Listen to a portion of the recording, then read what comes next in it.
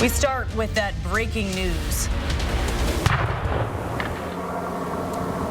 The Spokane County Sheriff says a man who shot at deputies is now in the hospital. It's a story we've been following all evening. Shots fired near an elementary school on the South Hill. People in the area told to stay inside and shelter in place. I mean, in the last couple of years, this kind of stuff has been increasingly happening in Spokane, but it's a lot different to have it happen this close to home.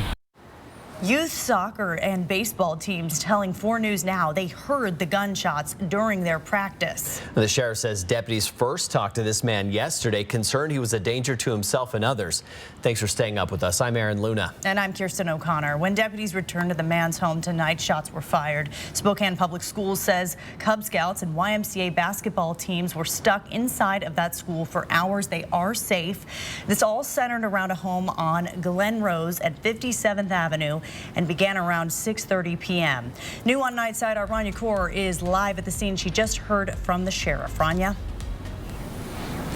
Aaron, Kirsten, that man is in custody right now and is being charged with 2 counts of assault, a second-degree robbery charge, and domestic violence. As you see behind me, there are still a lot of cop cars in the area, and I'm going to take you around here where 57th and Palouse and several streets in the area are still blocked.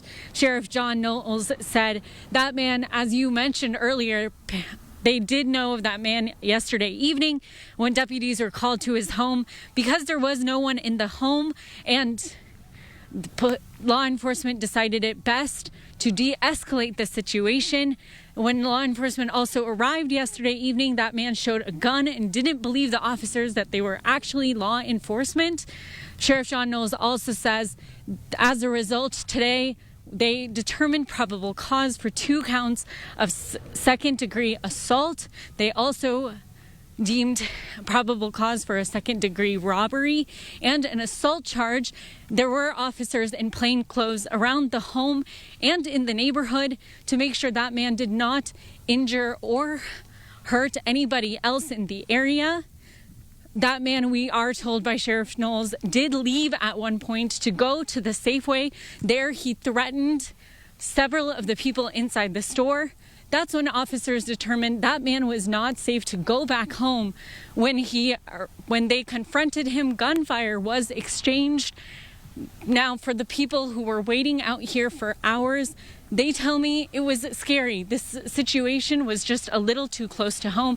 I spoke to a parent, Tommy Awolo, who was waiting for his wife and kids for word that they were safe. Yeah, I'm kind of worried about my family, but yeah, active shooter and family is there, so yeah, it's not a very nice situation now.